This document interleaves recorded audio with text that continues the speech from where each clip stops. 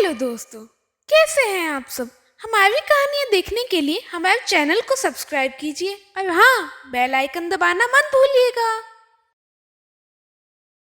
अस्पताल में आज मरीज कम थे। कॉफी रूम में सब डॉक्टर्स कॉफी पीने आ गए थे। कॉफी और कप केक के साथ बातचीत का दौर भी चल पड़ा। डॉक्टर माथुर बोले, पता है अपने हॉस्पिटल में एक नया डॉक्टर ज्वाइन करने वाले हैं। अब कौन सा डॉक्टर आ रहा है? आ नहीं रहा, आ रही है। लेडी डॉक्टर है, सही भी है। महिलाओं के लिए लेडी डॉक्टर ही होना चाहिए। अब अपने कॉफी क्लब की भी रौनक बढ़ जाएगी। फिर अगले दिन लेडी डॉक्टर अनामिका का आगमन हुआ। कॉफी ब्रेक में सब बड़ी उत्सुकता से उनका इंतजार कर रहे थे। तब तक किसी को उनका नाम तक भी नहीं मालूम था। जैसे ही डॉक्टर अनामिका ने कमरे में कदम रखा, सबने उनका अभिवादन किया और बारी बारी से अपना परिचय करवाया। तभी डॉक्टर अनामिका की नजर एक डॉक्टर पर पड़ी। उन्हें देखते ही डॉक्टर अनामिका बोल पड़ी, अरे मुझे नहीं पहचाना, डॉक्टर अनिल मल्होत्रा। हम दोनों मेडिकल कॉलेज में साथ साथ थे। तुम काफी बदल गए हो। अरे अनामिका, हाँ हाँ पहचान लिया। चेंज तो आना ही था। शादी को 10 साल हो गए ना। अब 2 बच्चों का बाप भी हूँ। डॉक्टर अनिल का मन था कि कह दे कि जब मैं कॉलेज में पढ़ता था और तुम्हारे पीछे कितना भागा, पर तुमने घास तक नहीं डाली। ताक झाक करता, आगे पीछे घुमा करता, बात करने की बहाने ढूंढता, पर तुम पर तो कोई असर ही नहीं होता। नक चढ़ी चूहिया थी बिल्कुल, और अपने आप को हीरोइन समझती थी। और सभी लोग रोजाना कॉफी ब्रेक में मिलते थे। 15 मिनट आधे घंटे में इधर उधर की बातें करके सब अपने अपने डिपार्टमेंट में चले जाते। एक बार अस्पताल की गाड़ी खराब हो गई तो स्वयं अनामिका ने अनिल से कहा, आज गाड़ी खराब हो गई है, प्लीज मुझे मेरे घर तक ड्रॉप कर दीजिए। हाँ क्यों नहीं, छोड़ देता हूँ। पहले आप मेरे घर पे चलिए, वहीं से खाना खा लीजिएगा और मैं आपको आपके घर पे ड्रॉप कर दूंगा। नहीं नहीं, आज मैं बहुत थक गई हूँ और आप भी लगभग थके हुए हैं। फिर कभी आपके यहाँ आकर जरूर खाना खाऊंगी। फिलहाल तो आप मुझे मेरे घर ड्रॉप कर दीजिए। ठीक है, कोई बात नहीं। उसके बाद अनिल अनामिका को अपनी गाड़ी में बिठा लेता है और अनामिका को उसके घर छोड़ देता है। उसके बाद अनामिका अपने घर के अंदर आ गई और अपने सोफे पर बैठकर सोचने लगी, अरे यार, अनिल तो बहुत अच्छा खासा लड़का है।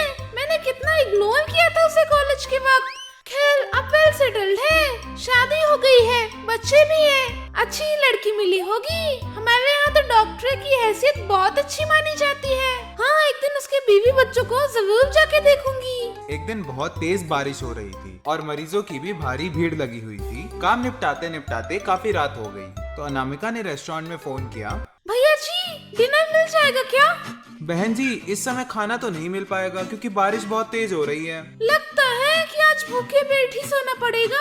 तभी उसकी बात अनिल सुन लेता है और कहता है, आप चिंता न करें, आप आज मेरे साथ चलिए। मेरे घर पे ही खाना खा लेना और घर पे अभी फोन कर देता हूँ। अनामिका मान गई। फिर दोनों कार में बैठकर अनिल के घर पहुंच जाते हैं। घर पहुंचते ही अनिल ने घंटी बजाई। अनिल की पत्नी ने दरवाजा खोला और हंसकर अनामिका को हेलो बोला। ये चंचल है और चंचल ये अनामिका है। आप लोगों को भूख लग रही होगी ना, आप दोनों अंदर आइए, तब तक मैं खाना लेकर आती हूँ। उसके बाद अनिल और अनामिका हाथ मुंह धोकर खाना खाने बैठ जाते हैं और चंचल भी खाने बैठ जाती है। अनामिका ने चंचल को गौर से देखा। छरहरे बदन की, बड़ी सुंदर और प्यारी लग रही थी, शायद उससे भी ज्यादा। दोनों बच्चे भी क्यूट लगे। अनामिका ज्यादा देर तक नहीं रुकी। अनिल उसे छोड़ने के लिए उठ खड़ा हुआ। रास्ते में अनामिका ने कहा, बड़ा प्यारा घर है, उतनी ही प्यारी बीवी और बच्चे भी हैं। बहुत अच्छा लगा मिलकर। रात को सोते समय अनामिका का ध्यान अनिल की ओर गया। न जाने क्यों उसे थोड़ी बेचैनी हो रही थी। चंचल का मोहक चेहरा उसे विचलित कर रहा था। अनामिका को कितना घमंड था अपनी सुंदरता का। अनिल भी उस पर लट्टू था। उसी अनिल को उससे भी अधिक खूबसूरत लड़की मिल गई। चंचल से ईर्ष्या उसे कमजोर कर रही थी और उससे स्वयं को ऊंचा सिद्ध करने की जिद जोर पकड़ रही थी। उसके मन में अजीब सी उहापोह चल रही थी। अगले दिन कॉफी रूम में अनिल और अनामिका अकेले थे। बाकी डॉक्टर्स कॉफी पीकर जा चुके थे। तभी अनिल ने अनामिका से कहा, अनामिका, क्या आपसे मैं एक पर्सनल सवाल पूछ सकता हूँ? जरूर, पर ये आप आपने क्या रखा है? बंद करो ये आप। अच्छा भाई, ये बताओ तुमने अभी तक शादी क्यों नहीं की? जानते ही नहीं हो कॉलेज में कितनी नकचड़ी थी। डॉक्टर बनने के बाद दिमाग और भी ऊंचा हो गया। अच्छे से अच्छे रिश्ते आए पर सबको रिजेक्ट करती गई। प्यार भी न कर पाई। इस सुपीरियरिटी कॉम्प्लेक्स के कारण समय गुजरता गया। जब 35 की हुई तो लगा कि अब बहुत देर हो गई है, ऐसे तो कोई मिलने से रहा। ये सोच मैट्रिमोनियल साइट में विज्ञापन दे दिया। पहला ऑफर आया, नौकर ने उसे ड्राइंग रूम में सोफे पर बैठा दिया। जैसे ही मैं कमरे से बाहर आई तो उसे हेलो कहते ही घबरा गई। उस व्यक्ति की उम्र तो करीब 60 वर्ष की थी। सर के काफी बाल भी उड़ चुके थे, शरीर भी थुलथुल हो गया था। मैंने एक सुंदर से नौजवान की कल्पना की थी, उसके स्थान पर एक बुढ़ा आ गया था। इस प्रकार 3 और व्यक्ति आए, सभी 55 से 60 उम्र के थे। कोई तलाकशुदा, किसी की पत्नी मर गई थी, वगैरह वगैरह। सभी मेरी कल्पना के विपरीत परिणाम यह हुआ कि मेरा सारा मुलम्मा उतर गया, कि मेरा सारा जोश उतर गया। घर में भी लोगों ने ताना दिया कि इस उम्र में मुझे क्या एक जवान लड़का मिलेगा। मैं तो जैसे आसमान से सीधा जमीन पर आ गिरी। बस तब से शादी का विचार छोड़ दिया। अनिल ने उसके दर्द को समझा और बोला, अभी भी इतनी सुंदर हो, जवान दिखती हो, डॉक्टर हो, कोई न कोई अच्छा लड़का जरूर मिलेगा। तुम सचमुच ऐसे सोचते हो या फिर मेरा मन रखने की खातिर कह रहे हो? नहीं नहीं, मैंने जैसा महसूस किया वैसा ही कहा। अनामिका को यह सुनकर कुछ चैन आया। उसे अच्छा लगा कि अनिल ने उस पर ध्यान दिया है। अब उसने मन ही मन उत्सुकता जागी कि क्या अभी भी अनिल के मन में पहले की तरह मेरे लिए दिलचस्पी है? बातों बातों में वह अनिल से टोह लेती रहती। एक दिन तो अनामिका ने यहाँ तक पूछ लिया कि क्या मैं चंचल से ज्यादा सुंदर हूँ? अनिल ने इसका जवाब नहीं दिया। अनामिका को ये अच्छा नहीं लगा, पर वह यह भी समझ गई कि अनिल के मन में उसके लिए अब कुछ भी नहीं है। उसे ये अपनी हार लग रही थी। इससे उसकी अकुलाहट और बढ़ गई और वह इस कोशिश में लग गई कि किसी तरह अनिल को जता सके कि वह उसे कितना पसंद करती है। एक दिन अचानक अनामिका ने अनिल से पूछ लिया, क्या तुम मुझे अभी भी पसंद करते हो और मुझसे शादी कर सकते हो? अनिल अवाक रह गया पर दृढ़ता से बोला, मैं अपने पत्नी और बच्चों को बहुत प्यार करता हूँ और मैं दूसरी शादी के बारे में सोच भी नहीं सकता। अनामिका अपना आपा खो बैठी, गुस्से से तमतमाती हुई बोली, तो सोचना शुरू कर दो, क्योंकि मैंने तो ठान लिया है कि शादी करूंगी तो तुमसे ही करूंगी। पागल हो गई हो क्या? दिमाग फिर गया तुम्हारा? अजीब स्थिति पैदा हो गई। अनिल समझ नहीं पा रहा था इस स्थिति को कैसे संभाले। एक दिन किसी जरूरी कागज को लेने के लिए अनिल को अनामिका के घर जाना पड़ा। वह जल्दी में था, पर अनामिका ने चाय के बहाने उसे बिठा लिया और बोली, मैं बहुत परेशान हूँ।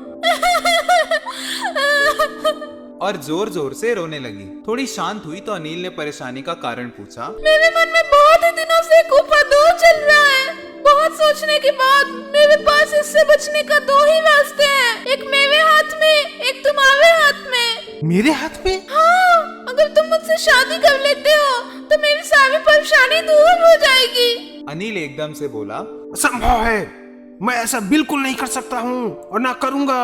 तुम क्यों नहीं समझ पा रही हो? मैं ना ही तुमसे कोई कोर्ट मैरिज करने के लिए कह रही हूँ और ना ही किसी मंडप में करने के लिए कह रही हूँ।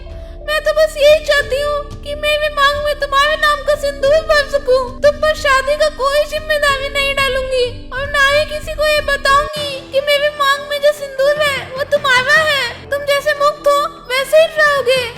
क्या मेरे खातिर इतना भी नहीं कर सकते? क्या मेरी इच्छा पूरी नहीं करोगे? ये कैसा अटपटा प्रस्ताव है? इससे तुम क्या पाओगी? मन की शांति। मैंने कभी भी अपने जीवन में हार नहीं मानी, पर ना जाने क्यों जब से तुम्हारी पत्नी चंचल से मिली हूँ तब से हार मेरे ऊपर हावी हो गई है। अनिल जवाब देता उससे पहले ही अनामिका ने तपाक से सिंदूर की डिब्बियां निकाली। अनिल हतप्रभ था। उसने दोनों हाथ पीछे कर लिए। तभी अनामिका ने उसका एक हाथ खींचकर जबरदस्ती सिंदूर उड़ेल लिया और उसे अपने बालों की ओर ले गई।